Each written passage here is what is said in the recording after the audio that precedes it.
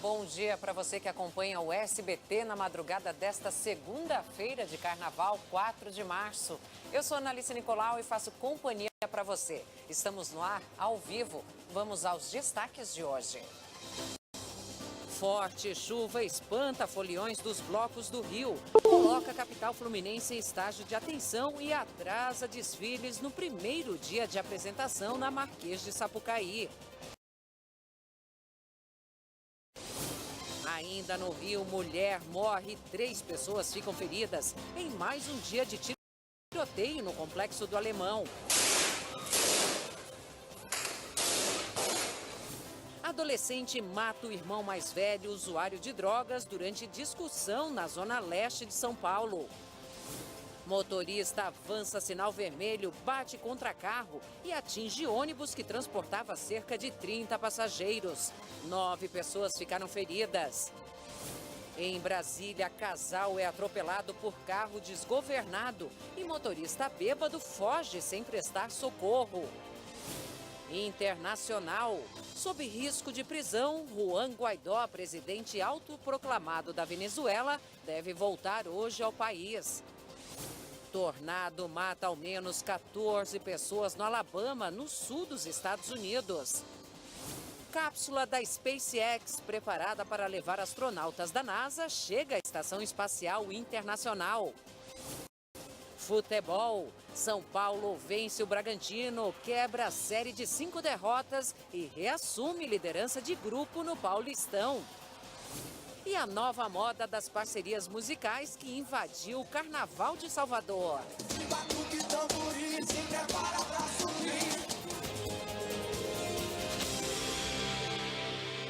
Eu começo essa edição com uma tragédia familiar que aconteceu na zona leste de São Paulo. Uma mãe viu o filho mais novo matar o irmão usuário de drogas com 2 facadas após uma discussão. Uma dor inimaginável. O coração de mãe está destroçado, moço, destroçado. Esse é o sentimento da mãe que viu o filho mais novo matar o mais velho.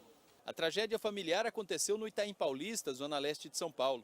Alexandre Pereira de Oliveira Moura, de 27 anos, foi morto em casa pelo irmão, um adolescente de 16 anos. Segundo a mãe dos rapazes, Alexandre era dependente químico e neste domingo, no início da manhã, sob efeito de drogas, atacou o caçula durante uma discussão. Para se defender, o adolescente usou uma faca e golpeou o irmão mais velho 2 vezes. O Alexandre era uma pessoa boa, só que ele era usuário, né? Ele nunca quis tratamento, ele sempre falou que ele conseguia sozinho.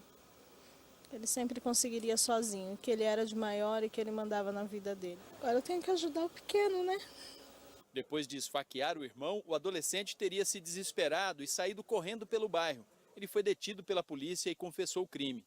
Agora será encaminhado à Fundação Casa. Inicialmente foi tipificado como ato infracional análogo ao crime de homicídio. Posteriormente, será apresentado ao promotor da infância e juventude que vai representar ou não pela internação do menor. Um suspeito morreu numa troca de tiros com policiais civis na região central de São Paulo. De acordo com informações da polícia, os agentes faziam patrulhamento pelo bairro da Santa Cecília quando avistaram um veículo suspeito. Os policiais pediram para o motorista parar, mas ele acelerou e fugiu. Na perseguição, um dos ocupantes do carro atirou contra a polícia, que revidou, atingindo os suspeitos. Eles foram socorridos para o pronto-socorro da Santa Casa, mas um deles não resistiu aos ferimentos e morreu. O caso foi registrado na delegacia do Bom Retiro. Uma mulher morreu e 3 homens, sendo 2 policiais militares, ficaram feridos durante um intenso tiroteio no Complexo do Alemão, na zona norte do Rio de Janeiro. Foi um domingo de muitos tiros. Uma tarde de terror para os moradores.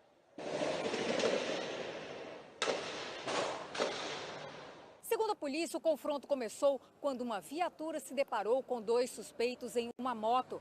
Ao serem abordados, eles tentaram fugir, mas acabaram sendo presos. Na saída da comunidade, os PMs foram atacados por traficantes. 2 policiais foram atingidos. Olha o policial baleado lá no chão. Esse vídeo mostra o momento em que um deles é socorrido pelos companheiros em meio aos tiros.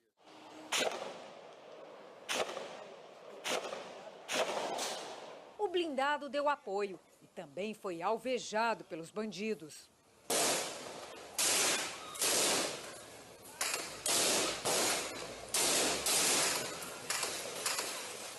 Os PMs foram trazidos para o Hospital Getúlio Vargas, na Zona Norte.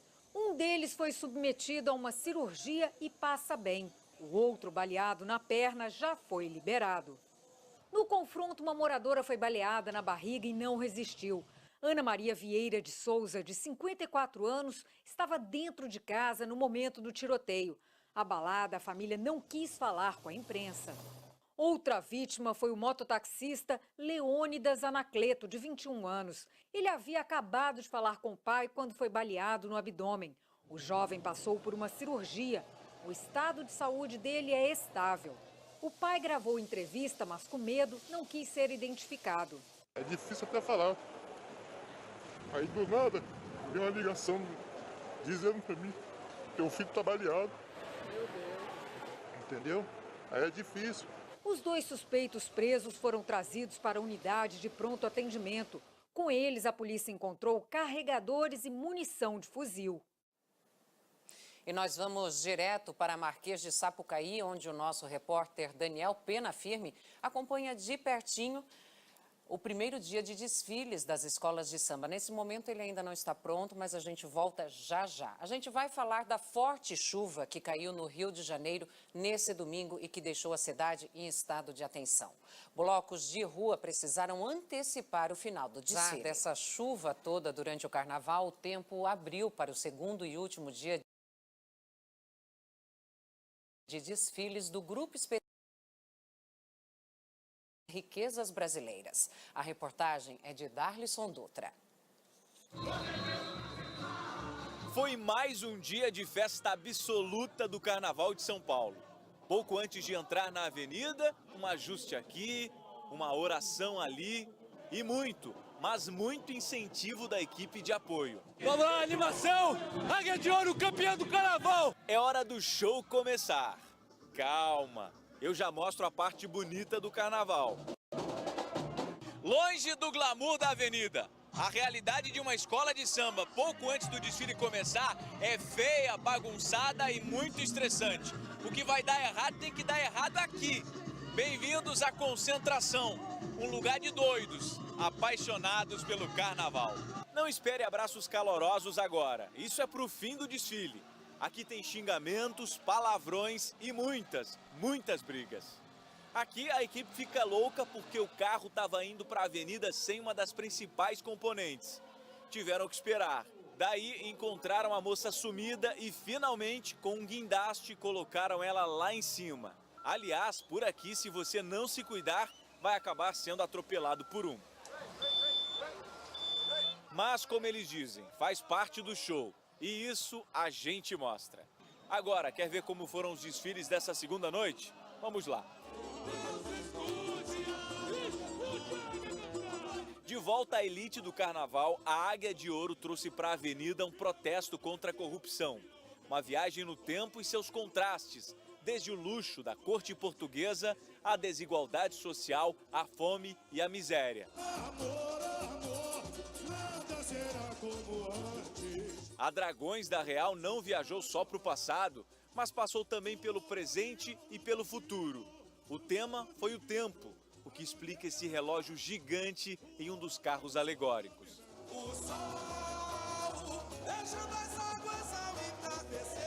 A vice-campeã do ano passado, Mocidade Alegre, trouxe para a avenida um desfile de cores vibrantes. Com o enredo Ayacamaé, as águas sagradas do sol e da lua, a escola encantou o público ao contar a história de uma lenda romântica de índios da Amazônia.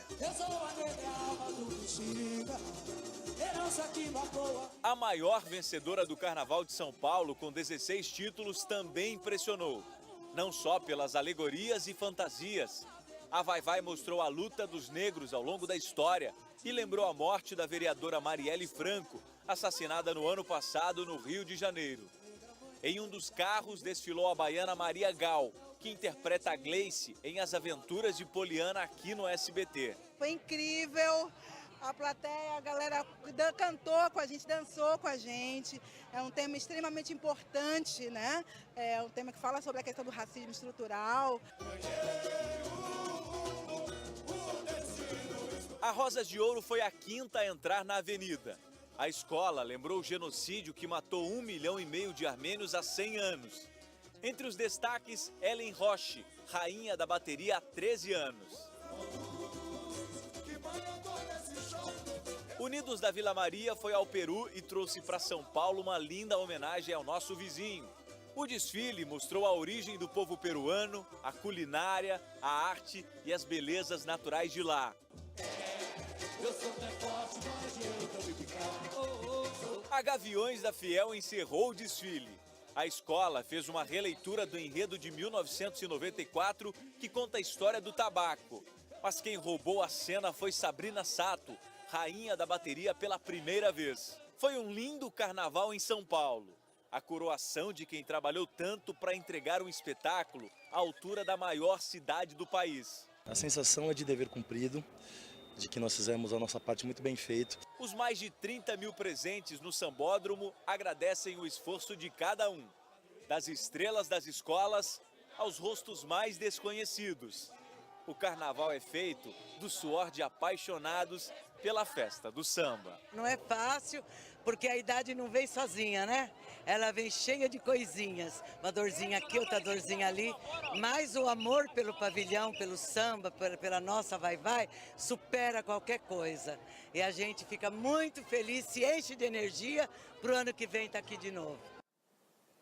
E agora sim, nós vamos ao Rio de Janeiro, direto para Marquês de Sapucaí, onde o nosso repórter Daniel Penafirme acompanha de pertinho o primeiro dia de desfiles das escolas de samba.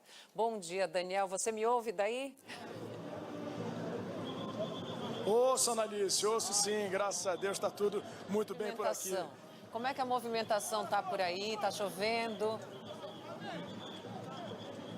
Analice, olha, a chuva começou muito forte no início da noite, deu uma parada, mas agora voltou a dar as caras por aqui. Voltou a chover fino no momento em que Acadêmicos do Salgueiro está entrando na avenida. Nós estamos aqui na área de concentração.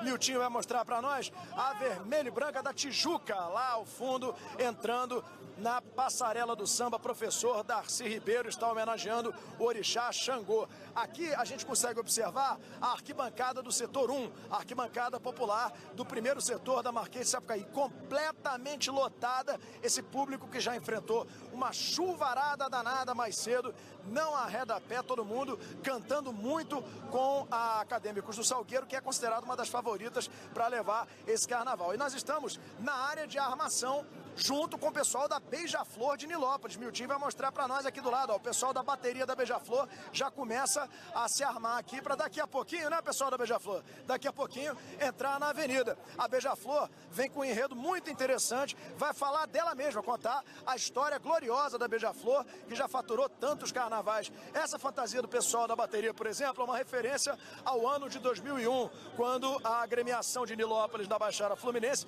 falou de Maria Agostini, né, uma escrava que habitou o Brasil e que era uma rainha. Portanto, já passaram por aqui o Império Serrano, a Unidos do Viradouro, Escola de Samba de Niterói, a Acadêmicos do Grande Rio, de Duque de Caxias, na Baixada Fluminense. Agora passa Acadêmicos do Salgueiro, depois tem Beija-Flor, e aí a festa continua com a Imperatriz Leopoldinense, depois da Beija-Flor, e a noite é encerrada com a Unidos da Tijuca, o Pavão do Morro do Borel, que vai encerrar essa primeira noite dos desfiles aqui na Marquês de Sapucaí. A gente acompanhando tudo de pertinho para o SBT Notícias, com você, minha amiga Analice Nicolau. Eu vou voltar outras vezes no jornal. Posso? Você permite? Pode sim, permito sim. Eu quero saber todos os bastidores aí, o que acontece antes do pessoal entrar na Marquês, tá bom? Daniel Penafirme, continue com a gente, trazendo mais informações a qualquer momento. E mudando agora um pouquinho de assunto, uma mulher e uma criança de 4 anos morreram durante um incêndio em São José do Ouro, no Rio Grande do Sul. O fogo teria começado após uma explosão no apartamento em que as vítimas estavam. As chamas se alastraram e atingiram outros 6 apartamentos. A principal hipótese dos bombeiros é que a explosão tenha sido causada após um vazamento de gás. Os outros moradores conseguiram sair a tempo. O local foi interditado pela Defesa Civil. Em outro incêndio, só que em Belém, um menino de 2 anos morreu no incêndio que atingiu diversas casas. 25 famílias ficaram sem ter para onde ir. Morreu nesse domingo o 3º indígena que ficou ferido nos conflitos na fronteira entre Brasil e Venezuela na semana passada. Segundo a Secretaria Estadual de Saúde de Roraima, Jorge Javier González Parra morreu por complicações de um traumatismo craniano.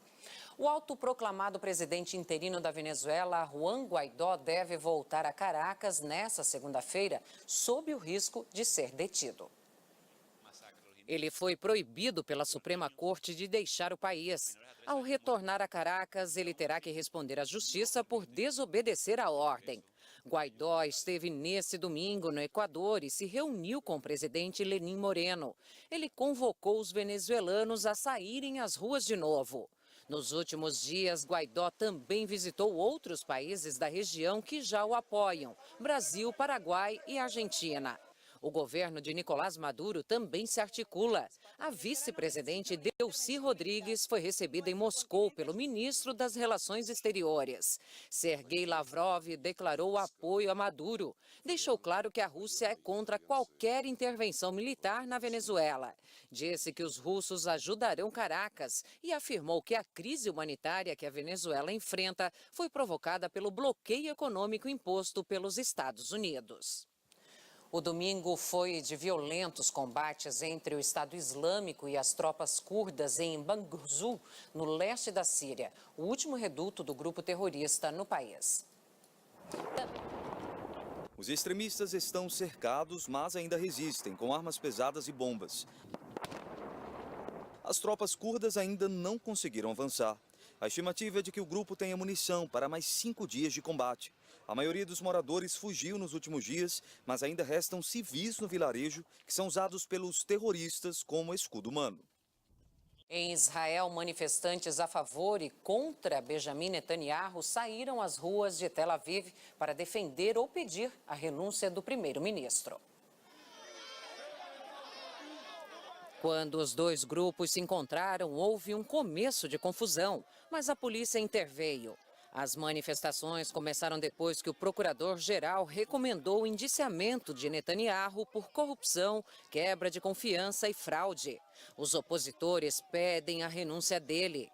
O primeiro-ministro não quis comentar o possível indiciamento às vésperas das eleições antecipadas marcadas para abril. Ele terá 30 dias para responder às acusações e reverter a situação. E de volta às notícias aqui do Brasil, a polícia procura pistas de 2 homens que mataram um motociclista em São Paulo. Os criminosos estavam em outra moto e o garupa deu um tiro na cabeça da vítima.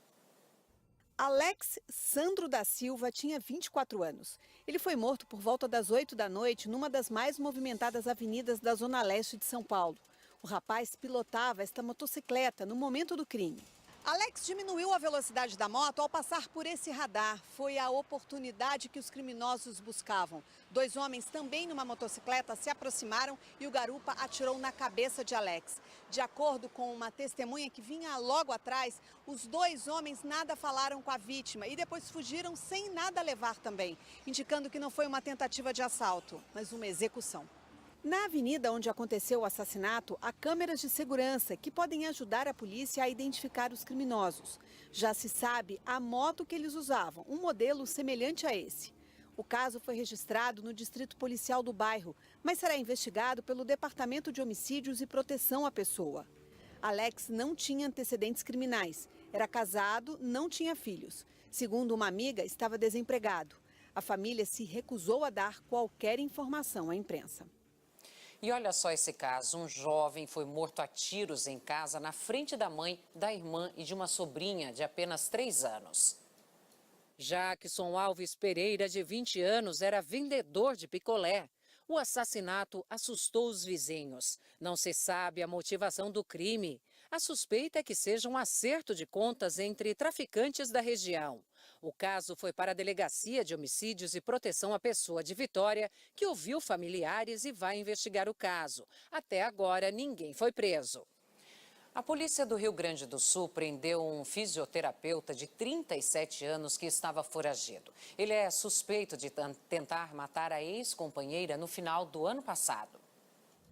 Adriano Cesarini foi preso em uma academia de Porto Alegre durante um evento esportivo que era transmitido pela internet. Em dezembro do ano passado, o suspeito teria simulado um assalto contra a ex-companheira em Curitiba. A vítima, que estava acompanhada de uma amiga, foi atingida por 3 disparos, mas sobreviveu. Adriano é reconhecido no Brasil e no exterior pela recuperação de jogadores famosos e lutadores de MMA. Ele será transferido para Curitiba, onde vai responder por tentativa de feminicídio.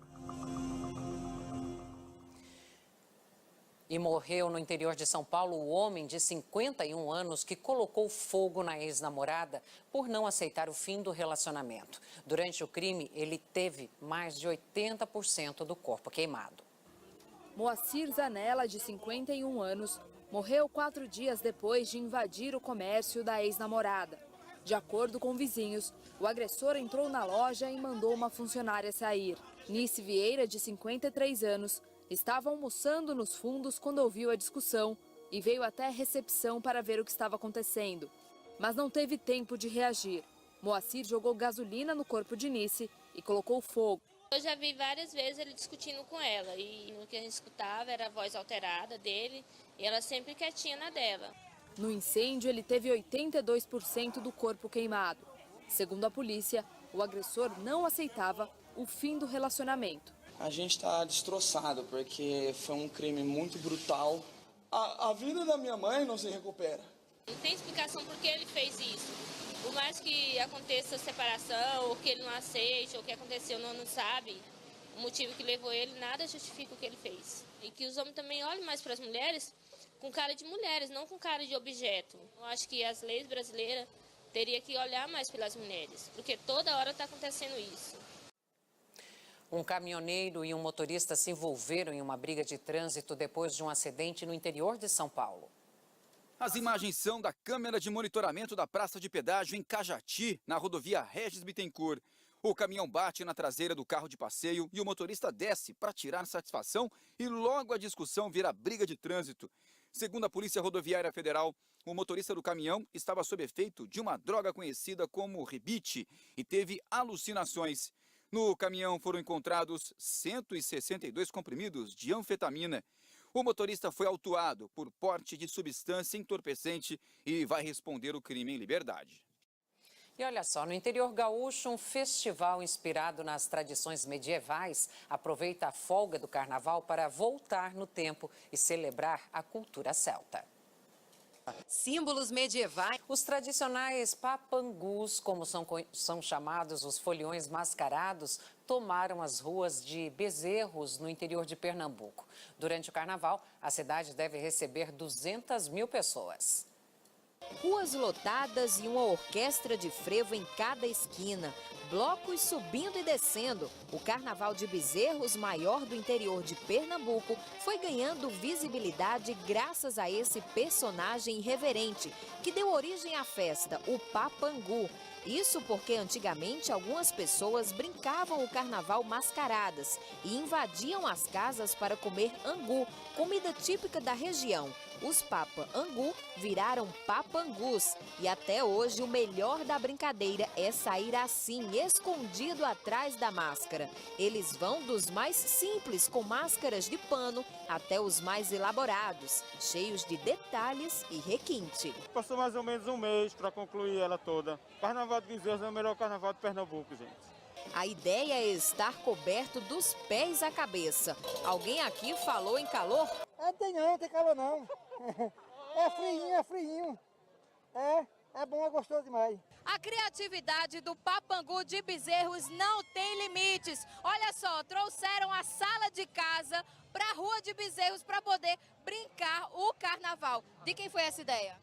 A ideia foi conjunta aqui, a gente tudinho, cada um juntou uma ideia e deu nisso aqui. É trazer o conforto de casa para o meio da rua. Se tem ladrão de banco na folia, a polícia tem que trabalhar. Essa capitã não dá moleza, não. Essas majestades vieram de um vilarejo bem distante para tentar descolar aqui no carnaval, mas tinham uma exigência. Só não pode ser mascarada, né? A gente precisa ver o rosto da noiva. Imagina, a lua de imagem tirar a máscara da noiva.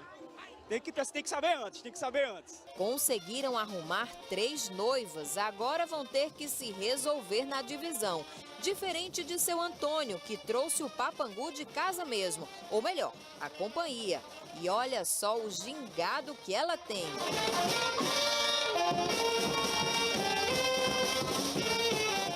Se é um carnaval de família, que tal uma família de super-heróis? Com a família é a melhor coisa que tem. E ela é o primeiro ano, né? Sofia, de 8 meses, e dona Etelvina, de 106 anos. Realmente essa festa não tem idade e não tem limites para folia.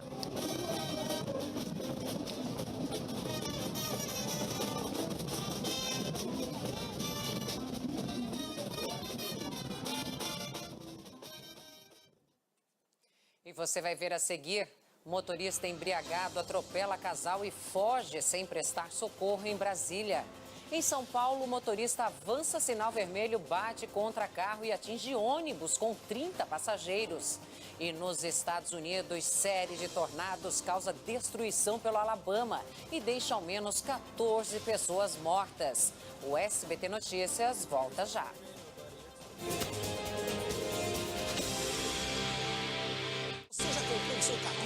Você está assistindo ao SBT Notícias, agora são 2h33. Em São Paulo, um motorista avançou o sinal vermelho, bateu contra um carro e atingiu um ônibus que transportava cerca de 30 passageiros. 9 pessoas ficaram feridas. Ao ver o carro que dirigia destruído, Renato só encontra uma explicação para ter sofrido apenas escoriações em um dos braços. Foi Deus mesmo que colocou a mão. O vigilante, de 39 anos, ia para o trabalho quando ele e os ocupantes deste ônibus foram vítimas da imprudência de outro motorista. Passava das 6h20 da manhã. Renato e o motorista do ônibus, com cerca de 30 passageiros, vinham daquela avenida. O semáforo tinha acabado de abrir e eles seguiram para fazer o cruzamento. Mas antes de completar a conversão, o motorista do carro branco avançou o sinal vermelho em alta velocidade e atingiu o carro dirigido pelo vigilante, que foi lançado contra o ônibus. O motorista que causou o acidente até tentou parar. O pneu do carro que dirigia deixou uma marca de freada no chão de 30 metros. Renato ficou preso no veículo. Ele diz não se lembrar de muita coisa, só da batida. Na hora da pancada, né, um pouco de dor no pescoço, mas fora isso, graças a Deus, estou bem. Foi milagre ter acontecido só isso aqui comigo. Foi milagre mesmo. Segundo a polícia, no carro branco, além do motorista, estavam outras 7 pessoas, incluindo adolescentes. No assoalho foram encontradas uma garrafa de bebida e uma lata de cerveja. As equipes de resgate tiveram muito trabalho. Foi preciso cortar as ferragens para tirar as vítimas do veículo. Os primeiros atendimentos foram dados em macas, ali mesmo no local. Uma mulher gravemente ferida foi levada para o Hospital das Clínicas pelo helicóptero da Polícia Militar. Para o vigilante Renato, pai de uma menina de 7 anos, a inconsequência de um motorista pôs em risco a vida de todos. E a consciência dele agora? Como que vai ficar? Se de repente aí, se acontecer alguma coisa mais grave com os amigos dele. Então acho que ele deveria pensar nisso primeiro, antes de ter assumido esse risco que ele assumiu. Colocando a vida aí praticamente 9 pessoas, né, em perigo. O Detran e a Polícia do Distrito Federal aumentaram a fiscalização da lei seca neste carnaval. Mas mesmo assim, em Brasília, um motorista embriagado atropelou 2 pessoas e fugiu sem prestar socorro. As câmeras de segurança registraram toda a ação. O motorista perde o controle do carro, invade a pista contrária e atropela um casal que estava na calçada. Segundo as testemunhas, o condutor estava embriagado e fugiu sem prestar socorro. Quem presenciou a cena correu para ajudar. Maria e Antônio foram levados para o hospital mais próximo. De acordo com a Polícia Civil, o motorista foi identificado e não tem habilitação. No sistema do órgão, um registro parecido. Ele já havia provocado um outro acidente por dirigir bêbado. O atropelamento é mais um dos casos que movimentaram a folia no Distrito Federal. A principal preocupação do Detran e da polícia nesta época do ano é evitar que motoristas embriagados causem acidentes. Para isso, a fiscalização está sendo redobrada na chegada e na saída dos blocos. Mesmo assim, o número de flagrantes ainda é alto. Só na sexta-feira, 90 pessoas foram multadas pelo Batalhão de Trânsito por não cumprir a determinação. No sábado foram 35 e até quem não bebe tem que ficar atento. Eu quase presenciei acidente ontem para hoje umas 10 vezes. Geralmente são motoristas saindo da faixa, carro parando no meio, atravessado no meio das avenidas. E aqui em Brasília, a lei seca é ainda mais dura. Uma recomendação da Corregedoria Geral da Polícia Civil do DF orienta que os delegados podem autuar em flagrante condutores embriagados, usando como prova o termo de constatação de embriaguez lavrado pelo agente de trânsito. Isso quer dizer que mesmo se o motorista se recusar a fazer o teste do bafômetro, ele pode responder criminalmente pela conduta. O policial militar, se ele constatar pelo menos 2 sintomas do embriagado, ele pode conduzir a delegacia e, dependendo lá do laudo do ML, pode constatar sim o crime de trânsito por embriaguez. A multa administrativa é de quase R$3 mil, além da suspensão do direito de dirigir. O motorista que for flagrado com qualquer nível de substância alcoólica no sangue ainda poderá pegar de 6 meses a 8 anos de prisão, caso haja acidente com mortes. Para evitar problemas, o melhor mesmo é ir de carona, transporte público, táxi ou ainda pelos aplicativos. Prefiro ir de Uber, a bebida, o álcool, então é melhor não arriscar. Bom para o folião e também para quem trabalha nos aplicativos de transporte. Hoje já fiz 17 corridas. Até o final do dia a senhora espera fazer quanto? Eu quero fazer umas 50. Depois eu paro. Daí eu vou descansar.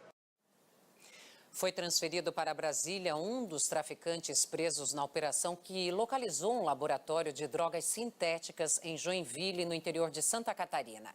Os entorpecentes deveriam ser comercializados na capital federal durante o carnaval.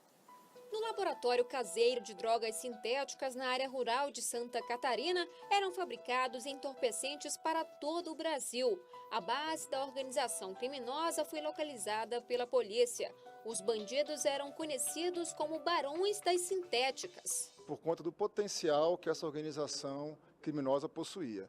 Ela difundia o entorpecente sintético para todo o Brasil e inclusive para o Distrito Federal. Eram fortes traficantes. A investigação da polícia durou 3 meses e resultou na prisão de 2 membros do grupo. Um deles, Thiago Augusto Costa Bueno, de 33 anos, é considerado como um dos maiores traficantes do ramo no país. Ele foi o único a ser transferido para o Distrito Federal. Chegou nesta sexta-feira e vai responder por tráfico interestadual. O grupo pretendia trazer para a capital federal pelo menos 2.000 comprimidos de êxtase. Eles seriam comercializados durante o carnaval, em festas, boates de luxo e até escolas. Segundo a polícia, os criminosos costumavam mudar o local de produção das drogas. Eles mudam constantemente de local, uma vez que essas máquinas de tabletagem fazem um barulho muito grande. Então, para que não levantem suspeitas nas vizinhanças, eles acabam mudando ou muitas vezes realizando essa tabletagem em áreas rurais, como foi o caso da nossa apreensão. Nos locais de busca também foram apreendidos equipamentos para prensar drogas, substâncias e carros de luxo. As drogas eram enviadas para outros estados brasileiros de várias formas, desde os correios até de avião. A polícia trabalha com a hipótese de que outro grupo recebia e distribuía os entorpecentes em Brasília e suspeita que a quadrilha seja composta por mais integrantes. Há mais envolvidos e a Polícia Civil do Distrito Federal continuará no encalço desses criminosos. Essas pessoas estão identificadas, serão alvos de investigação da CORD, mas neste momento as prisões ocorreram somente no estado de Santa Catarina. Essa não foi a única tentativa de entrada de drogas no Distrito Federal que seriam comercializadas no Carnaval. Nesta semana, a Polícia Civil desmontou um laboratório de drogas sintéticas em Valparaíso, a 50 quilômetros da esplanada dos ministérios. E nesta sexta, prendeu preventivamente 3 líderes de uma organização criminosa relacionada ao tráfico na região. Apesar da proximidade das datas, a Polícia Civil não acredita que os casos tenham relação entre si. O filho do deputado estadual Coronel Telhada fez uma publicação nas redes sociais comemorando a morte de um suspeito. Após participar de uma operação policial, o tenente Telhada, do Centro de Operações Especiais, contou o ocorrido em um post no Instagram. Ao final do texto, ele comemorou usando a seguinte frase: "O Facínora evoluiu a óbito, a caveira sorriu mais uma vez." O caso mencionado na publicação aconteceu nesse sábado, em Osasco, na região metropolitana de São Paulo. Eu me desloquei ali para a região de Osasco, na rodovia Castelo Branco, bem no comecinho, perto do Cebolão, para apoiar 2 policiais do COI de folga que interviram num roubo de motocicleta. Os bandidos estavam roubando uma moto Red, uma moto esportiva daquelas grandes. Os policiais passaram, interviram no roubo, trocaram tiro com os bandidos. E aí um ladrão roubou um carro e fugiu, e o outro fugiu a pé para uma área de mata. E aí eu me desloquei com a minha companhia para apoiar os policiais e para fazer busca, né, desses indivíduos que estavam homiziados na área de mata, ali entre a Castelo Branco e a margem do Rio Tietê. E aí foram várias horas procurando, até o momento que a nossa patrulha se deparou com o indivíduo armado, uma 9mm, e teve uma troca de tiro violenta. Graças a Deus nenhum policial nosso foi baleado. E o marginal acabou sendo ferido, né? Foi alvejado, foi socorrido para o hospital, mas não resistiu aos ferimentos e veio a óbito. A Polícia Militar informou que foi instaurado um inquérito para apurar o caso. De acordo com a PM, a opinião pessoal do tenente, exposta nas redes sociais, não reflete a posição da instituição. A Secretaria da Segurança Pública de São Paulo também confirmou que está investigando o caso. Uma loja de autopeças na zona sul da capital paulista pegou fogo na noite desse domingo. O corpo de bombeiros foi acionado. Um dos sobreviventes da tragédia no CT do Flamengo foi transferido para um hospital particular neste domingo. Jonathan Cruz Ventura deixou o CTI do Centro de Tratamento de Queimados e foi transferido para o Hospital Vitória, também no Rio de Janeiro. Ele teve queimaduras em 30% do corpo e está fora de perigo. Jonathan e outros 2 jogadores conseguiram escapar do incêndio. 10 adolescentes morreram na tragédia no dia 8 de fevereiro, no Ninho do Urubu. E vamos a outras notícias internacionais. Pelo menos 14 pessoas morreram na passagem de uma série de tornados pelo Alabama e pela Geórgia, no sul dos Estados Unidos. A tempestade atingiu a região no domingo à tarde. As autoridades alertaram a população pelas redes sociais, mas o aviso chegou em cima da hora e não havia mais tempo para fugir das áreas de risco. As equipes de resgate já trabalham no socorro às vítimas. Segundo relatos da imprensa americana, dezenas de pessoas ficaram feridas e estão sendo socorridas. Há muita destruição. A cápsula Crew Dragon chegou neste domingo à Estação Espacial Internacional, inaugurando uma nova era de viagens tripuladas lideradas pela NASA. A cápsula foi desenvolvida pela empresa de tecnologia SpaceX, em parceria com a NASA, que já investiu mais de 3 bilhões de dólares no projeto. A Crew Dragon deu 18 voltas ao redor da Terra e levou 27 horas para chegar à Estação Espacial Internacional. A bordo, nesta viagem que serviu de teste, apenas um boneco, batizado de Ripley, em homenagem à heroína do filme Alien. A NASA tinha abandonado os voos tripulados há 8 anos, quando os ônibus espaciais foram aposentados. De lá para cá, astronautas do mundo todo, inclusive os americanos, eram transportados pela nave russa Soyuz. A Crew Dragon deve voltar à Terra na sexta-feira, dia 8. A primeira viagem da cápsula, com astronauta a bordo, está marcada para julho.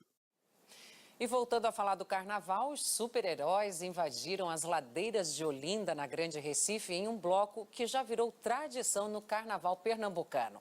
Os foliões foram às ruas para mostrar que a animação de fato é um superpoder.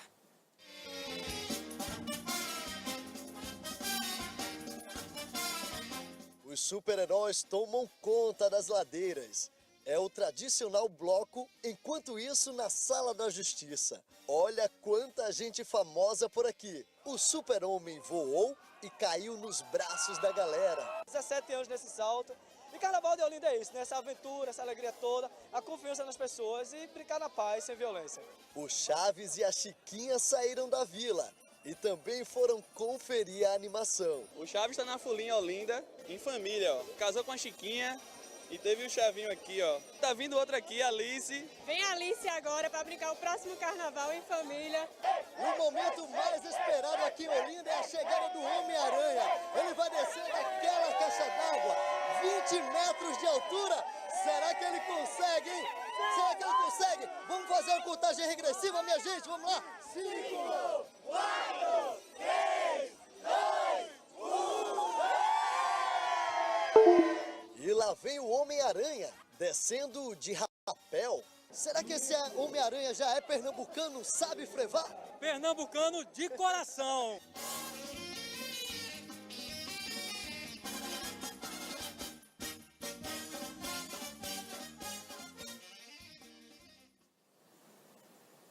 E você vai ver a seguir, mais 3 criminosos são detidos suspeitos de furtarem celulares de foliões durante desfile de blocos em São Paulo. No futebol, São Paulo vence o Bragantino e quebra a série de 5 derrotas. E a nova moda das parcerias musicais entre os artistas que invadiu o Carnaval de Salvador.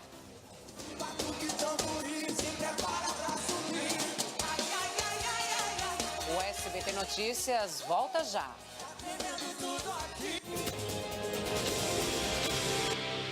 Estamos de volta com o SBT Notícias, agora são 2h50. É carnaval e nem todo mundo sai às ruas para festejar. Na capital paulista, por causa dos roubos e agressões, os blocos que desfilariam no tradicional Largo da Batata vão mudar de local. Justamente lá, um casal de namorados e um amigo foram presos nesse domingo, acusados de furtar celulares. Os presos são Catielen dos Santos Oliveira, de 20 anos, namorada de Aleph dos Santos, de 22 anos, e Kaique Cassiano da Silva, de 21 anos. Segundo a polícia, com eles foram encontrados 4 celulares furtados de pelo menos 6 vítimas. Gabriela foi uma delas. Ela conta que foi abordada pelos 3 que levaram o celular avaliado em quase R$1.000. A gente pegou e viu que uma viatura estava chegando e a gente acionou eles e aí eles conseguiram pegar em flagrante. Tinha o meu celular e tinha mais uns outros. O trio foi reconhecido por Gabriela, acabou detido pelos guardas municipais e acabou preso. Durante todo o carnaval, a delegacia de Pinheiros, aqui na Zona Oeste da capital paulista, vem registrando ocorrências de roubos e furtos de celulares. Neste domingo, aqui mesmo, um homem foi autuado em flagrante, acusado de furtar 58 aparelhos. Haroldo Bernardo Ramires, de 34 anos, foi capturado quando tentava fugir num carro com placas adulteradas. Dentro do veículo, os PMs encontraram os celulares, um tablet, um relógio de luxo e R$700 em dinheiro. Ainda na capital paulista, um homem ficou gravemente ferido após ser espancado durante um arrastão. 6 pessoas acabaram presas. A agressão aconteceu na manhã desse domingo, perto do Sambódromo do Aimbi, na zona norte da capital paulista. Segundo a polícia, os acusados roubaram um carro para fazer assaltos. Os PMs foram acionados e houve perseguição. Os suspeitos perderam o controle do veículo e bateram no muro. 3 foram presos na hora e os outros capturados pouco depois. A vítima foi levada para o hospital do Mandaqui. Vários celulares, carteiras e óculos foram recuperados. As ruas do bairro de Santa Efigênia, em Belo Horizonte, ganharam cor e brilho neste domingo. O bloco Todo Mundo Cabe no Mundo surgiu em 2016 com a proposta de promover a inclusão social. Aos poucos, os foliões foram chegando para curtir a folia mais inclusiva da capital. O bloco Todo Mundo Cabe no Mundo. Aqui não importa idade e gênero. É um bloco totalmente inclusivo. Giovana, de apenas 2 aninhos, veio participar da folia junto com a mãe. Ei, Giovana, você tá fantasiada de quê, meu amor? De que é a sua fantasia? A cadelinha Vida também participou da brincadeira. A Mulher Maravilha. Hoje ela veio um pouco fantasiada. Da última vez ela veio com máscara, veio bem a caráter. A sereia veio com os amigos homenagear as águas de Minas Gerais. Da gente lembrar de cuidar, de pensar nos rios e da gente lembrar do valor das águas.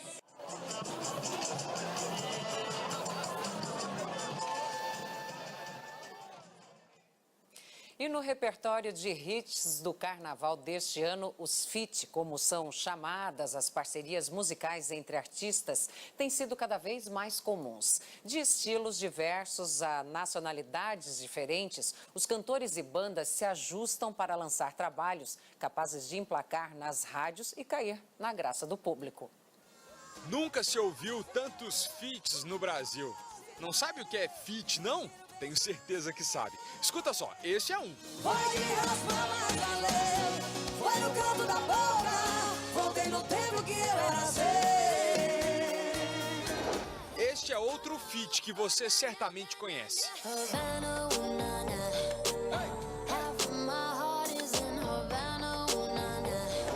Do inglês, featuring. Feat é a abreviação usada para descrever parceria musical, a nova mania dos artistas. Entre as 100 músicas mais tocadas nas rádios do país até agora neste ano, 30 são feats. Vamos pular, não faz que eu peço aquele vinho do bom. A taça não merece, tira seu batom. Pro carnaval, os artistas também apostaram nos sucessos a duas vozes. Ivete Sangalo chamou Léo Santana para cantar Mainha Gosta Assim. Já o funkeiro Jerry Smith lançou Quem Tem o Dom, música que ele compôs já pensando em gravar com Wesley Safadão. Eu resolvo com réuzinho de dom, dom, dom, Um desses hits do verão feitos na parceria entre artistas foi gravado aqui em Salvador.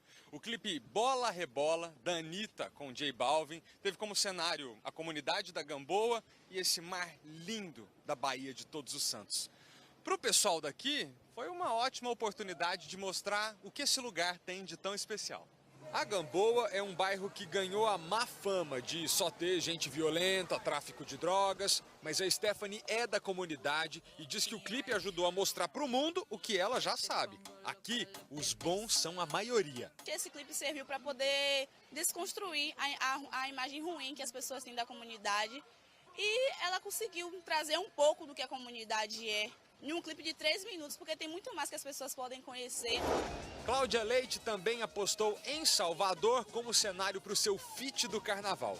Numa referência clara ao clássico clipe de Michael Jackson no Pelourinho, Claudinha lançou a canção Saudade, feita em parceria com o rapper Hungria. Eu trago samba reggae pra você. Mas falando a real aqui pra vocês, nenhuma dessas canções, por mais famosos que sejam os artistas, vai conseguir superar a mulher que conquistou o Brasil. O nome dela é Jennifer. Eu encontrei ela no Tinder. No YouTube, quase 185 milhões de visualizações. E nas rádios do país, a música de Gabriel Diniz é a mais reproduzida nesta semana de carnaval. Peraí, mas não é que este é quase um feat? Porque no clipe, a atriz Mariana Xavier roubou a cena total. E desde então, tem aparecido nos shows do cantor pelo Brasil inteiro. Aqui em Salvador, aliás, esteve com ele nos camarotes, dançou Jennifer ao lado de vários artistas nos trios elétricos. Quer dizer, o sucesso é Gabriel Diniz com Mariana Xavier. Ou melhor, com a Jennifer.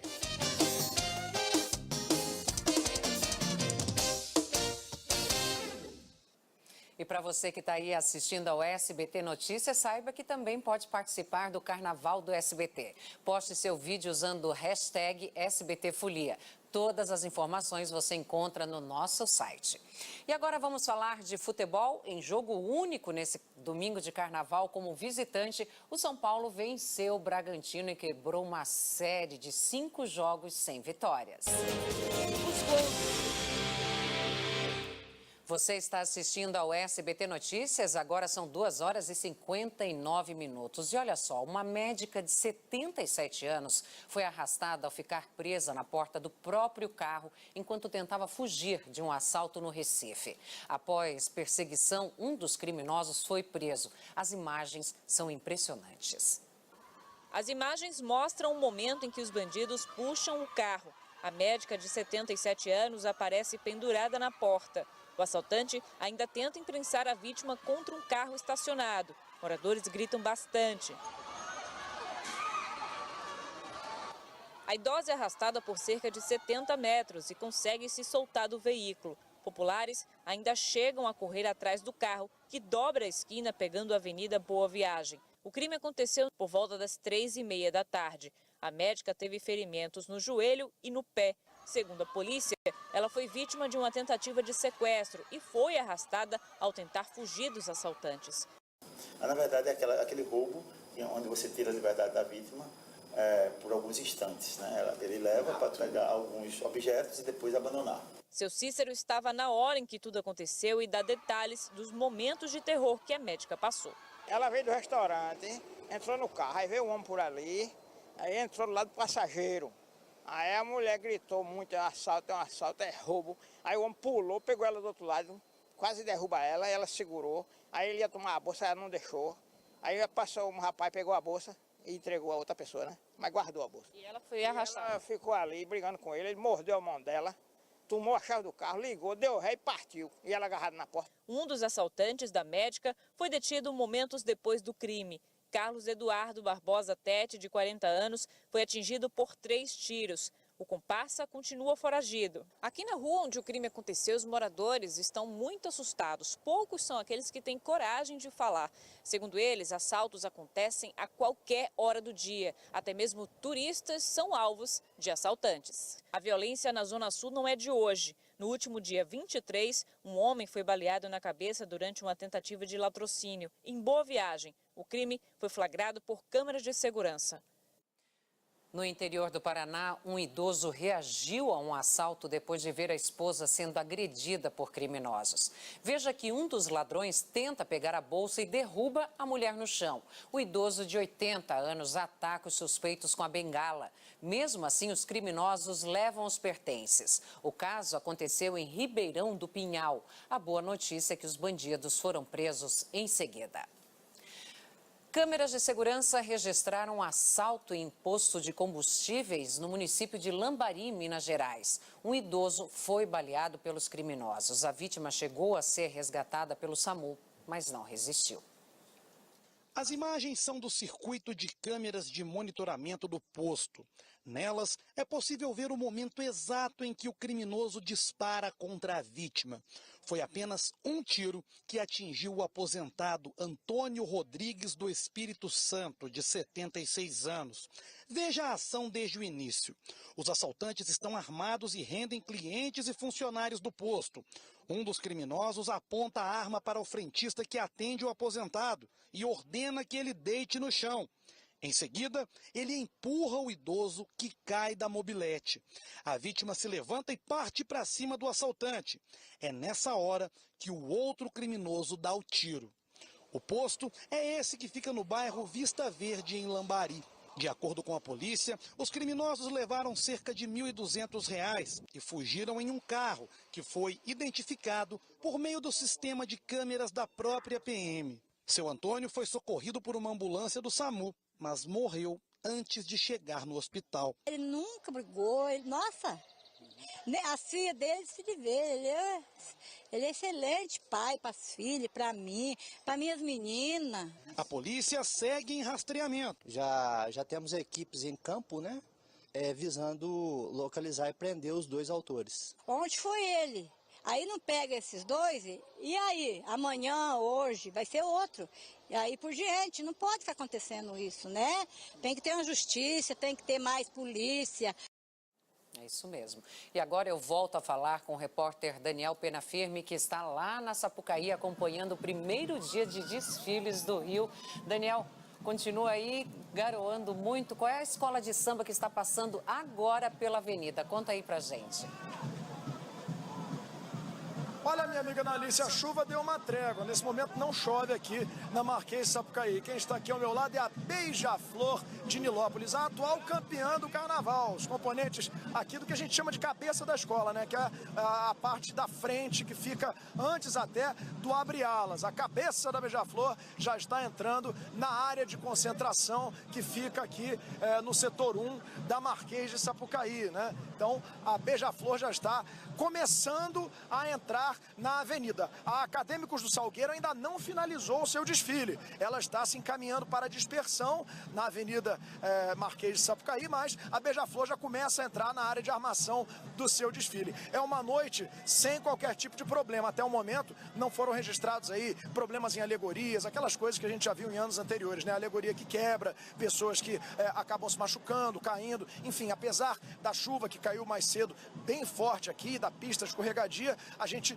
não tem informações de sambistas se machucando. Nós fomos aos postos médicos aqui da Marquês de Sapucaí e os atendimentos que foram feitos são chamados atendimento padrão. Geralmente pessoal com hipertensão, alguém que bebeu um pouquinho mais e tal, mas nenhuma ocorrência um pouco mais grave. Vamos mostrar aqui que beleza que está o abre-alas da Beija-Flor de Nilópolis. Olha só, Analice, a Beija-Flor vai falar dela mesma, vai contar a história dessa agremiação tão vitoriosa do Carnaval Carioca. Tem aqui um telão, né, com personagens famosos da Beija-Flor. Ali a gente vê o Joãozinho 30 passando no telão, carnavalesco que marcou a época na Beija-Flor, né? Esse é, portanto, o abre-alas da Beija-Flor de Nilópolis, que começa agora a se encaminhar para a área de concentração. Nessa noite já teve Império Serrano, já teve a Unidos do Viradouro, essa que veio do grupo de acesso, fez um grande desfile, teve Acadêmicos do Grande Rio, está tendo ainda, porque não terminou o desfile, a Acadêmicos do Salgueiro, e agora vai brilhar na avenida a Beija-Flor de Nilópolis, né? E depois disso ainda tem Imperatriz Leopoldinense com o enredo Me Dá um Dinheiro Aí, vai contar a história do dinheiro, e encerrando a primeira noite dos desfiles do Grupo Especial daqui do Rio de Janeiro, a Unidos da Tijuca com o enredo que fala sobre o pão nosso, o pão sagrado. Vamos encerrar essa nossa entrada ao vivo com um detalhezinho aqui do abre-alas da Beija-Flor, olha lá, algo que remete ao céu, né? Parecem ali nuvens, realmente é muito bonito esse iniciozinho de desfile da Beija-Flor. Inclusive, Miltinho, mostra o detalhezinho, ó, para encerrar. Agora eu vou encerrar mesmo, né? Dizem que eu falo demais, eu falo mesmo. Olha ali as fotos dos carnavalescos antigos, das personalidades que marcaram época na Beija-Flor, que vai falar dela mesma ao longo desse desfile comemorativo da Beija-Flor de Nilópolis. E a gente continua acompanhando tudo por aqui, Analice. Se você permitir, só se você permitir. Se você permitir, eu volto. Você permite? Lógico, com certeza. O nosso telespectador está aqui esperando novas informações aí direto do Rio de Janeiro. Daniel, muito obrigada. Até daqui a pouquinho, hein? E olha só, 5 milhões de pessoas vão aproveitar os mais de 500 blocos de rua em São Paulo. Vai ser o maior carnaval da história da cidade. Números comemorados por quem oferece hospedagem por aplicativo. O feriado vai gerar renda extra de quase 90 milhões de reais. E para quem quer evitar multidões, as vinícolas da Serra Gaúcha prepararam uma programação especial de carnaval. Muitos brasileiros pegaram a estrada, mas este caminho leva para um carnaval diferente. Encontramos paz, encontramos energia boa. Na Serra Gaúcha, a festa não tem samba. No lugar da cerveja, tem muito vinho e espumante. A região é responsável por 90% da produção nacional de vinho. Além do potencial econômico, é uma bela opção de turismo o ano inteiro, inclusive durante a folia. Por isso, foi criado o Carnavale, o carnaval do Vale dos Vinhedos. É uma época linda, exuberante no Vale dos Vinhedos, em plena vindima. Piquenique, convívio com a natureza. Buscar uma alternativa diferente do cotidiano, do dia a dia. A Gabriela nem quis saber de folia. Dessa vez a gente deixou esse período para curtir em família. Um só evento é capaz de atrair cerca de 3 mil visitantes por dia. Aqui como serra e como esse clima e tal aqui é maravilhoso. Aqui tem de tudo. Comida, bebida, tranquilidade e até uma pitadinha de carnaval. E atenção para você que pretende beber nas ruas durante o carnaval. A polícia descobriu uma casa que funcionava para fabricar bebidas falsas. É muito simples, a garrafa é de bebida boa, mas o conteúdo é bebida barata. Vamos ver na reportagem. No vídeo, uma grande quantidade de bebida adulterada já pronta para comercialização. São garrafas de destilados que nesta casa em Feurrosa, na Serra, passavam por um processo de adulteração. Devido à quantidade de bebidas e até mesmo a contratação de 2 funcionários para estarem atuando naquele dia e no dia anterior, a gente acredita que eles estavam tentando aumentar a produção para ser distribuído no carnaval. No local, a polícia encontrou garrafas de bebidas destiladas mais caras vazias e outras garrafas de bebidas mais baratas cheias. A ação era substituir o líquido, ou seja, nas garrafas de bebidas mais caras eram colocadas as bebidas mais baratas. Em seguida, as garrafas eram lacradas e vendidas. A Delegacia de Defraudações suspeita que as garrafas de bebidas de marcas mais caras eram encontradas no lixo. Karina Mendes Amorim, de 32 anos, foi presa no local. Além dela, 2 rapazes disseram à polícia que estavam no laboratório lavando as garrafas. Agora a gente vai iniciar uma outra investigação para descobrir quais outras pessoas estavam envolvidas relacionadas a Karina. Não apenas quem estava fabricando junto a ela, mas também quem estava adquirindo essas bebidas adulteradas. O carnaval aquece o comércio criminoso de bebidas e drogas. A Polícia Civil, neste mês, também realizou uma apreensão de mais de 1.100 micropontos de alucinógeno e mais de 300 comprimidos de droga sintética. Materiais ilícitos que seriam comercializados também durante a folia. Um homem morreu depois de bater forte o carro em um poste no Espírito Santo. A vítima voltava da balada e teria feito uma ultrapassagem proibida. No departamento médico legal, a triste tarefa da madrinha, reconhecer o corpo do sobrinho. Ele era muito querido. É um pedaço da gente que está indo. Nossa, é como se um filho meu tivesse ido, porque assim, a gente viveu muito junto. A gente morava no mesmo quintal.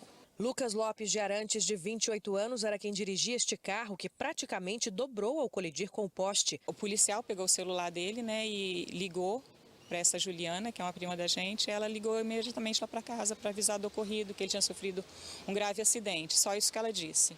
E que alguém fosse para lá, que era muito grave. Lucas saiu de casa por volta de 10 horas da noite para encontrar um amigo em Nova Almeida. O acidente aconteceu quando ele voltava da balada. De acordo com testemunhas, ele fez uma ultrapassagem indevida numa curva. Perdeu o controle do veículo, que rodou várias vezes na pista antes de bater no poste. Lucas era dono de um restaurante em Laranjeiras 2, na Serra. O jovem, cheio de sonhos e planos para o futuro, era apaixonado por velocidade. A administradora fez um apelo aos motoristas que vão pegar as estradas durante o feriado, principalmente aqueles que pretendem cair na folia. Dirijam com prudência, se saírem para beber, venham de Uber e dirijam com cautela, se não tiver outro jeito, Em Mogi Mirim, interior de São Paulo, um motorista teve um mal súbito e bateu no muro de um posto de gasolina. Nessas imagens de câmera de segurança, dá para ver quando o motorista perde o controle da direção e bate com tudo no muro do poste. A frente do carro ficou completamente destruída. O condutor fraturou as pernas e está internado. Uma câmera de segurança flagrou o momento exato em que o motoqueiro é atropelado em Chapecó, Santa Catarina. Na imagem é possível ver o momento em que o motociclista atravessa a rua. Só que em questão de segundos, um carro aparece e bate em cheio na moto. O homem é arremessado ao chão. O motorista do automóvel ficou no local até a chegada da ambulância. O piloto foi socorrido e levado a um hospital próximo. Ele foi internado com suspeita de fratura no fêmur e não corre risco de morte.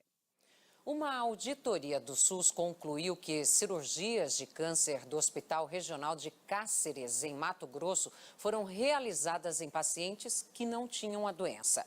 Com operações e procedimentos de alto custo, a fraude chegava a quase 5 milhões de reais. O aposentado Divino José de Souza, de 66 anos, sentia coceiras na testa e foi ao Hospital Regional de Cáceres, cidade de 93 mil habitantes, a 215 quilômetros de Cuiabá. Sem nenhum tipo de exame de laboratório, ele foi diagnosticado com câncer de pele e encaminhado para o centro cirúrgico para tirar a mancha. Daqui não me resolveu nada, porque a mesma coisa que eu sentia antes da cirurgia, continua até hoje do mesmo jeito. Essa senhora, que não quer se identificar, fez uma cirurgia de câncer de mama no mesmo hospital e também não melhorou. Na dúvida, consultou outro médico. Ele falou, mas eu operou do quê? Isso aqui não é câncer. A senhora fez a quimioterapia? Falei, eu fiz. Ela fez a rádio? Eu falei, fiz. E a dor é dia e noite, dor no corpo, dor nas pernas. As cirurgias oncológicas no Hospital Regional de Cáceres estão sob suspeita, após uma auditoria feita pelo Sistema Único de Saúde, o SUS, a pedido do governo do estado de Mato Grosso.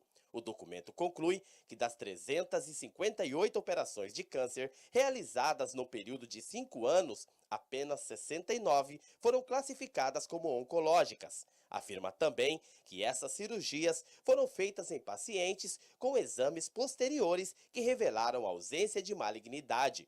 E diz ainda que foram realizadas quimioterapias sem autorização para procedimentos de alto custo.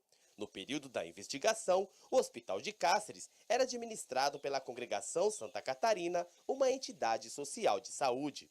De acordo com a auditoria do SUS de 2012 a 2017, a empresa MMS, contratada pela Congregação Santa Catarina para prestar serviços médicos ao Hospital Regional de Cáceres, recebeu cerca de 13 milhões de reais. Desse total, 4 milhões e 900 mil foram de procedimentos sem notas fiscais e sem nenhum tipo de registro que comprove a patologia do paciente. Essa auditoria está sob apreciação da Controladoria Geral do Estado, que, depois de analisar minuciosamente, vai adotar as medidas necessárias, inclusive de aplicação de multas e punições, se for o caso.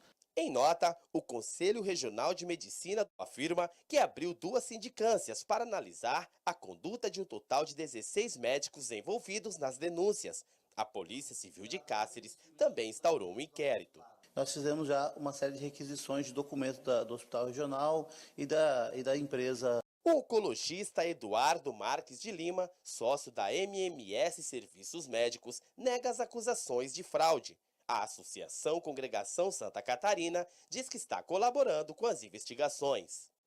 A morte do neto do ex-presidente Lula na última sexta-feira, vítima de meningite meningocócica, levantou várias questões. Segundo os médicos, mesmo quem já tomou a vacina pode ter a doença mesmo assim.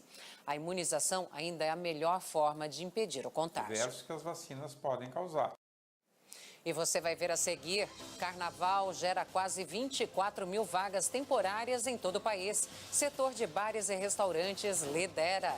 Adolescente de 15 anos passa por cirurgia para reconstrução do útero após sofrer estupro coletivo em Manaus. Ato de covardia em São Paulo. Moradores de rua são acordados e expulsos a vassouradas, baldes de água fria e produtos químicos de posto de combustíveis. O SBT Notícias volta já.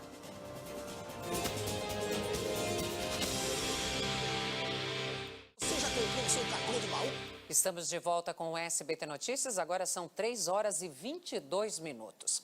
A polícia busca 3 suspeitos de envolvimento em um estupro coletivo que aconteceu em Manaus. A vítima, uma adolescente de 15 anos, precisou passar por cirurgia para reconstrução do útero. 2 acusados foram presos.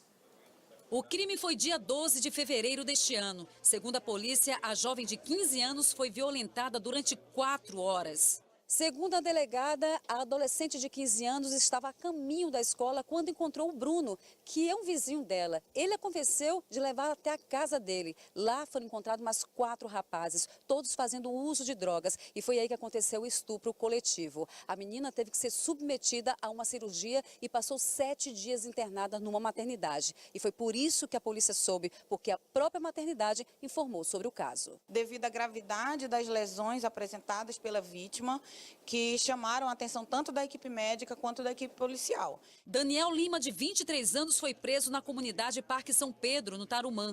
Já Bruno Evangelista, de 19 anos, foi detido no centro de Manaus. A família da vítima disse que não acionou logo a polícia por causa de ameaças de morte. Medidas de proteção foram tomadas para resguardar a vida da adolescente. Estamos nos cercando de todas as providências necessárias para isso, inclusive transferência de escola, para que ela não fique exposta novamente a esse tipo de crime ou alguma represália. Os 2 presos foram indiciados por estupro e a polícia agora busca outros 3 envolvidos. 2 são menores.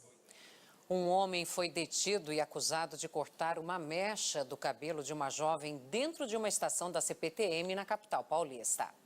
Isabelle Nóbrega nem percebeu quando teve o cabelo cortado na estação Tamanduateí. Estava saindo do trem, subindo a escada para fazer a baldeação. E aí eu senti uma coisa no meu cabelo, olhei para trás e só vi uma pessoa indo embora. Mas aí eu subi a escada, um rapaz falou para mim que acha que cortaram o meu cabelo. E aí o de trás falou, acho que cortaram mesmo, tem uma mecha no chão. Eu peguei a mecha pra, se precisar se provar mesmo.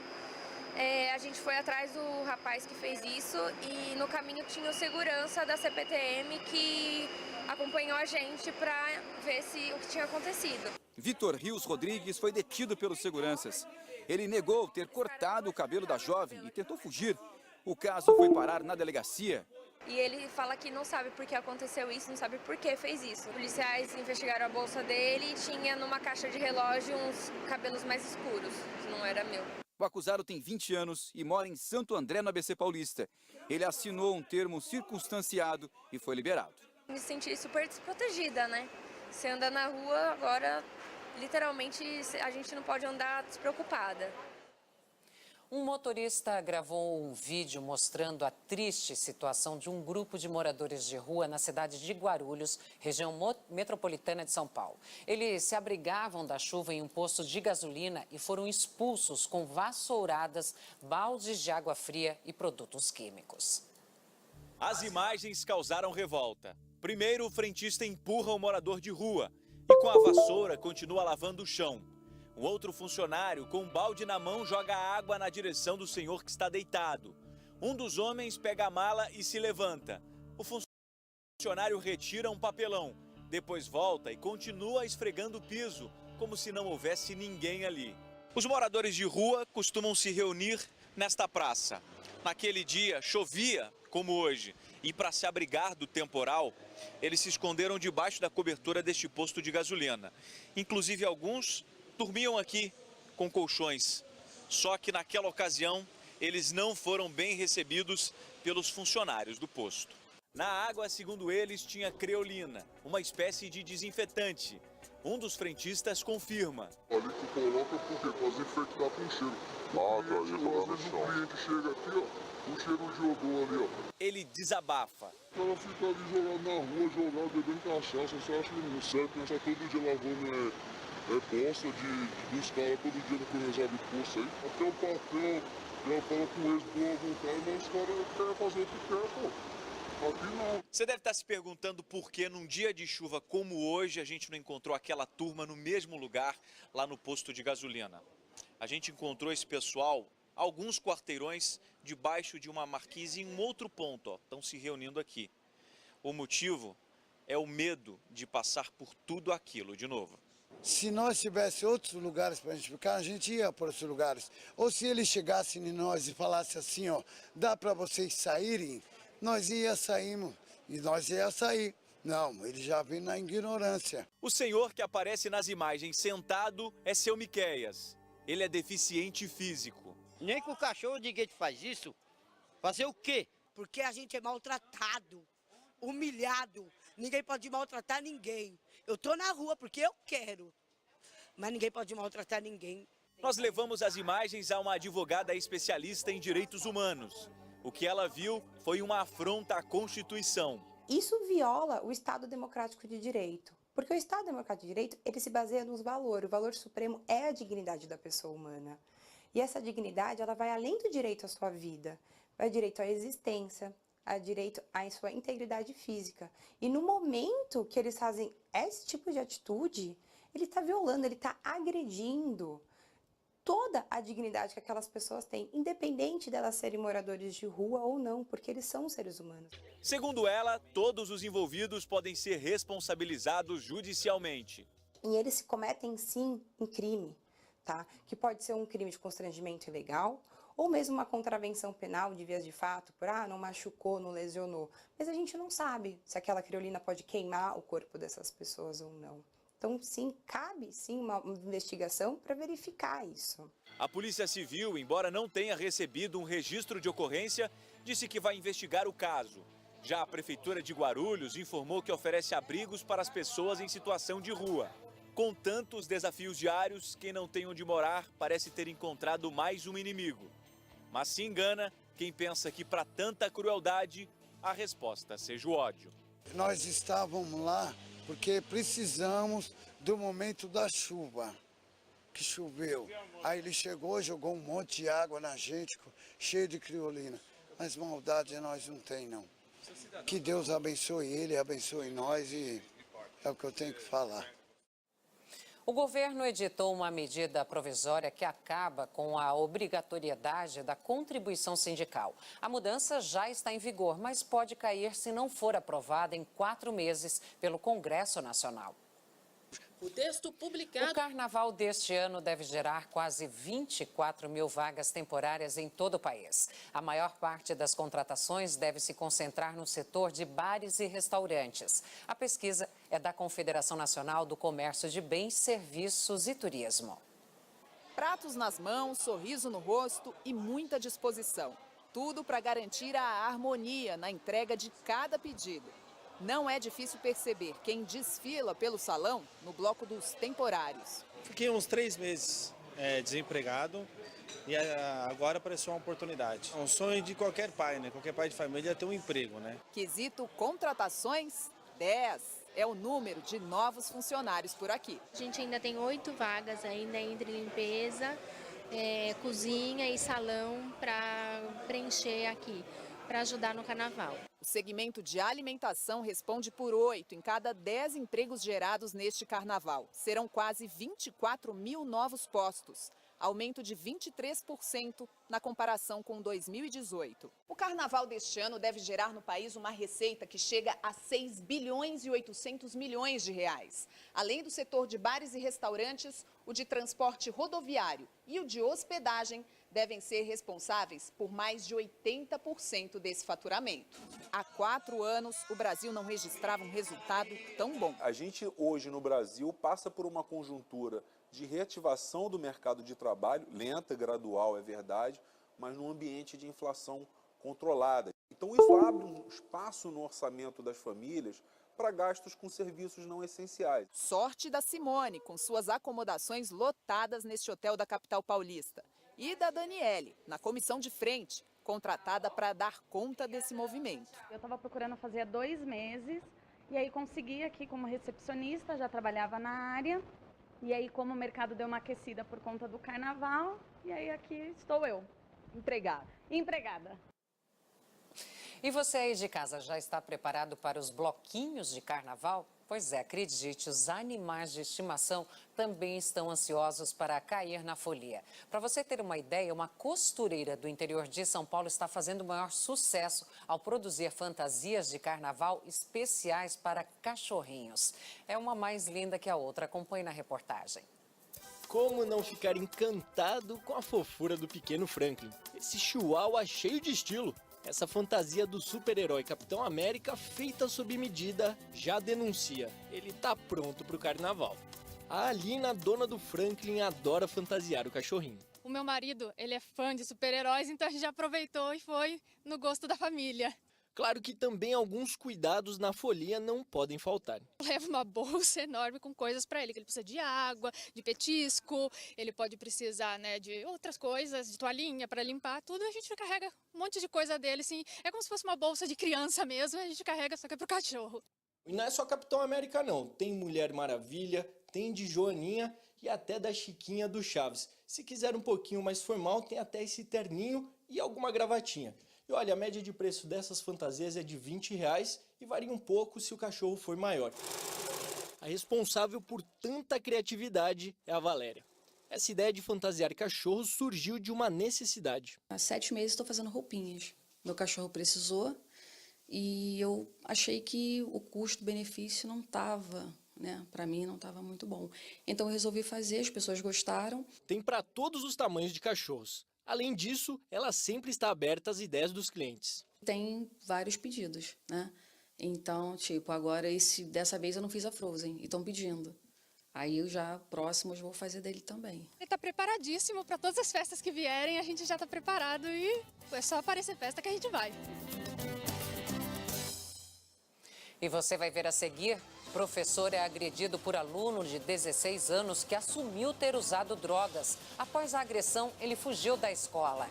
Criminosos levam terror à pequena cidade no sul do país. Uma agência bancária e uma cooperativa de crédito foram os alvos da quadrilha.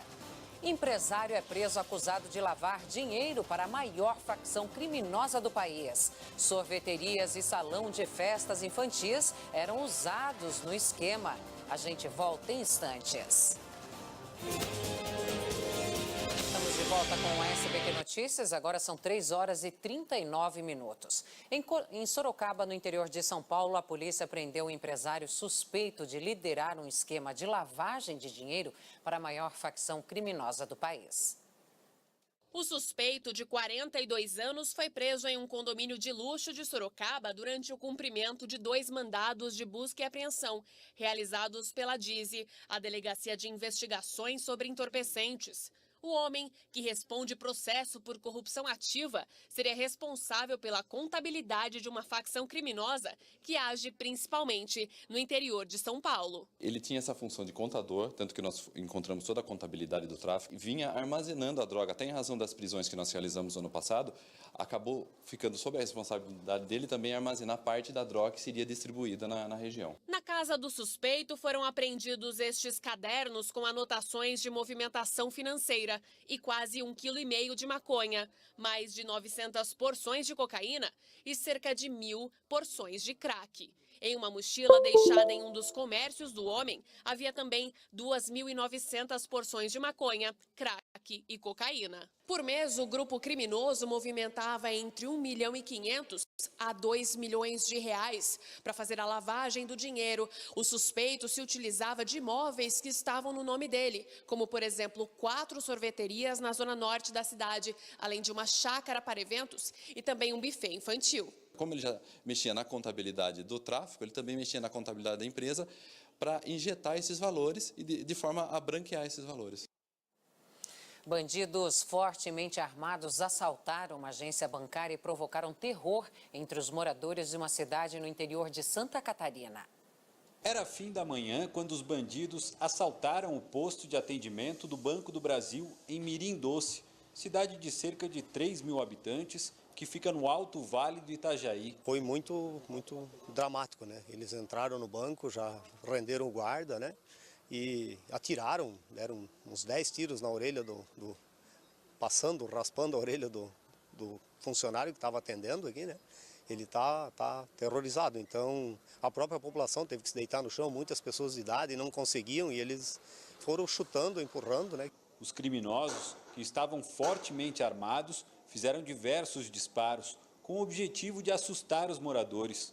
Mesmo sem nenhuma reação, eles continuavam disparando, inclusive com uma arma de grosso calibre. Na fuga, esta munição calibre 5,56 acabou caindo pelo caminho. Os bandidos ainda pararam nesta outra agência de uma cooperativa de crédito. Eles não conseguiram abrir o cofre e fugiram levando o gerente, que foi libertado minutos depois. Uma força-tarefa com policiais de toda a região e o apoio do helicóptero da Polícia Militar foi montada para tentar localizar os criminosos. Um carro foi encontrado incendiado na BR-470. A suspeita é que ele tenha sido usado na fuga. Na pequena Mirim Doce, a população tenta voltar à rotina depois do susto. Depois de um ano em que a produção agrícola caiu, o IBGE prevê aumento da safra em 2019, apesar de alguns estados, como o Rio Grande do Sul, já contabilizarem perdas. O produtor mostra as falhas na lavoura de soja causadas pelas chuvas em São Gabriel, no interior gaúcho. A erosão destruiu as plantas nas partes mais baixas e a solução foi replantar uma área do tamanho de 300 campos de futebol. A estimativa é colher 20% menos. Ela deveria bater na minha cintura e hoje bate no joelho, né? Então ela já passou o período, a fase de crescimento dela, né? Ela não vai crescer mais, né? A estimativa da Federação da Agricultura do Rio Grande do Sul é de que a produção caia 6% neste ano por causa do clima. No milho, a queda na safra deve ser de 30 toneladas. Nas cidades mais prejudicadas, no litoral sul, a colheita deve ser 30% menor. As plantações de arroz foram as que mais sofreram com as chuvas. A estimativa é de que o Rio Grande do Sul vai colher 13 sacas a menos por hectare. A situação é ainda mais grave porque nos últimos anos a produção já vinha em queda, resultado do abandono da cultura pelos produtores e da redução da área plantada. Certamente 1 milhão de toneladas a menos este ano de produção. Para este ano, no Brasil, a expectativa é do produto interno bruto da agricultura crescer 0,7%. Muitas vezes a gente vê o preço do produtor caindo e o preço na gôndola do arroz não cai. Dessa mesma forma, agora que o preço do arroz pode subir em função das quebras, o consumidor final não precisa se preocupar que o preço não deve subir.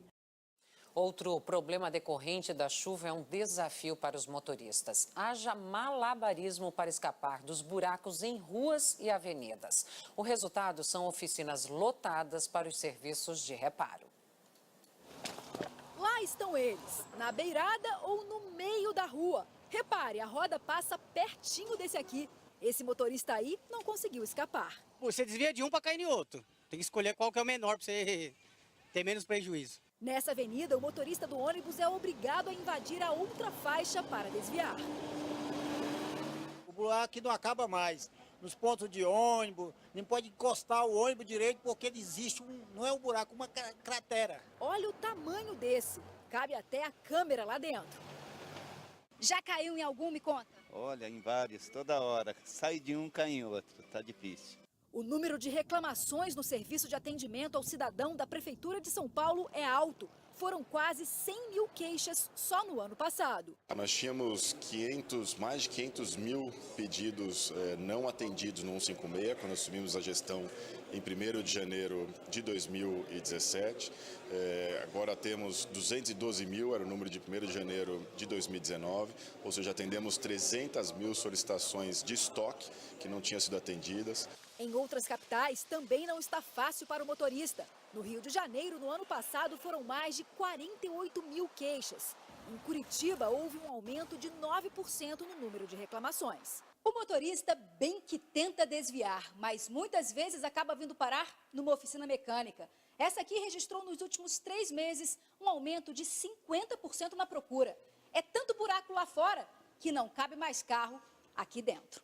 Osvaldo, que usa o carro para trabalhar, teve que passar o dia com ele parado na oficina. Peguei vários buracos, mas teve um que foi o pior, que na hora eu já comecei a escutar o barulho e vi que alguma coisa tinha danificado no carro. O para-choque do Marcelo também quebrou, a peça e a suspensão traseira. Quanto ele vai gastar? Aí o buraco é mais embaixo. Tudo que a gente investe nos impostos todos não tem retorno nenhum para a gente. Violência na escola. Um professor foi agredido por um aluno de 16 anos. O adolescente chegou a dizer que tinha usado drogas e fugiu da escola. A aula de matemática era sobre raciocínio lógico. O professor passou uma atividade e o aluno de 16 anos se irritou. Por não concordar com a forma com que eu estava trabalhando, com a maneira como eu estava explicando aquelas questões, por não compreender isso, ele acabou se levantando de uma forma agressiva, embolou a atividade e jogou na minha cara. Juliano fala que o estudante é do EJA, Educação de Jovens e Adultos. Ele deu socos, pontapés e até uma voadora no professor. Nós estamos à mercê desse tipo de violência na escola, porque onde essa escola, no caso específico, o CF25, está inserida, todas essas mazelas daquela região, elas acabam adentrando dentro das 4 paredes da escola. Por isso que nós sentimos muito a falta na escola de um orientador educacional. O adolescente chegou a afirmar que ainda estava sob efeito de drogas. O aluno fugiu pela porta da frente. Como medida administrativa, vai ser transferido de colégio. O professor registrou um boletim de ocorrência e já fez exame de corpo de delito. Ele está de atestado médico, sem condições de trabalhar. O Sindicato dos Professores fala que agressões dentro de escolas são mais comuns do que se imagina. Nós incentivamos a denúncia, mas muitas vezes a escola prefere se organizar e resolver a situação de conflito lá mesmo, até para evitar uma exposição da escola, que acaba ficando uma exposição muito negativa, né? E as medidas nem sempre são tomadas por parte do governo. O que a gente precisa muito é do auxílio da família, que a família possa acompanhar melhor esses jovens, saber o que ele está fazendo, com o que ele está andando, com quem ele está andando, porque se ficar só responsabilidade para a escola, nós nunca vamos conseguir resolver. Um garoto de 8 anos foi flagrado com um revólver num ônibus escolar em Petrópolis, na região serrana do Rio de Janeiro. Ele queria ameaçar colegas de sala de aula. 2 anos de prisão. O governo do Rio de Janeiro colocou em prática um sistema de segurança com câmeras que fazem reconhecimento facial. A tecnologia será usada durante todo o carnaval. Quem passar por Copacabana no carnaval vai estar no foco das lentes, mas não é glamour. A praia mais famosa do Brasil está na mira da Polícia Militar, que vai monitorar a movimentação nos dias de folia. Serão 28 câmeras para identificar foragidos da justiça e até veículos roubados. O sistema vai preservar a identidade do cidadão de forma geral. Não significa que, com câmeras espalhadas por aí, todos vão ter os dados revelados.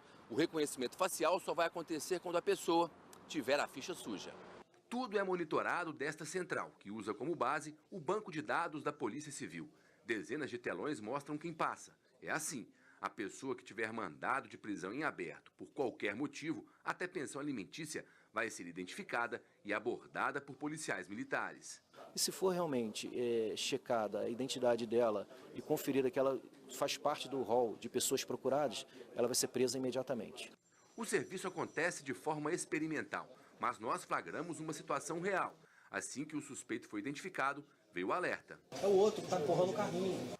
Esse sistema já é usado na China. São 170 milhões de câmeras para rastrear quase 1,5 bilhão de habitantes. Aqui no Brasil, o modelo também está sendo testado no Carnaval de Salvador. No Rio, se for aprovado na fase de experiência, será expandido para toda a cidade. Essas pessoas que já devem à justiça são potenciais criminosos, podem voltar a delinquir. E isso vai auxiliar a retirada dessas pessoas do convívio social. O povo aprovou. Eu acho que vai ajudar. Uma ideia legal. Tudo que for para dar segurança é interessante. Um ano após a morte de um rapaz de 22 anos durante o desfile de um bloco no Carnaval de Rua de São Paulo, a família não recebeu nenhuma indenização e ninguém foi preso. A mãe ainda tem na memória a maneira como recebeu a notícia, por telefone. Não quis acreditar, né, porque a gente quer fugir de situações desse tipo, né. Falei para ela que era um trote. O que a Carla não queria acreditar era que o filho, Lucas Lacerda da Silva, de 22 anos, que curtia o Carnaval de Rua de São Paulo, não ia mais voltar para casa. Ele morreu eletrocutado ao encostar em um poste de sinalização e cair sobre uma grade de ferro. Câmeras de monitoramento foram instaladas irregularmente no local. O Heitor estava do lado do amigo no momento do acidente. Ainda muito triste, né? Um momento de desespero, né? De impotência, que a pessoa não sabia, que eu não sabia o que fazer. 4 pessoas ligadas a empresas contratadas para organizar o carnaval foram responsabilizadas e indiciadas por homicídio culposo, quando não se assume o risco de matar. O acidente aconteceu neste local, em uma das regiões de maior movimento do Carnaval de São Paulo. Em pontos como este, a gente não vê mais nenhuma câmera para acompanhar a passagem dos foliões. É que este ano os blocos estão sendo monitorados do alto com o uso de drones para evitar acidentes como o que tirou a vida de Lucas. No último fim de semana, o bloco que o jovem desfilava reuniu quase 1 milhão de pessoas e o monitoramento foi feito só com drones. Este ano, a prefeitura também assumiu a organização dos desfiles. Mudanças que não diminuem o vazio e a indignação pela morte do estudante. É difícil. Ele era parceiro para tudo. A ausência, assim, tá difícil. A Secretaria da Segurança Pública afirma que as empresas contratadas solicitaram um laudo complementar sobre o caso. Quando esse relatório for finalizado, o caso deverá voltar à Justiça. A GWA, que faz a instalação das câmeras, informa que aguarda o laudo para provar que seus serviços não tiveram relação com o acidente. A Dream Factory, responsável pela organização do Carnaval de Rua do ano passado, também espera o resultado do laudo. O Ministério Público de São Paulo afirma que o caso corre em segredo de justiça. Eu fico por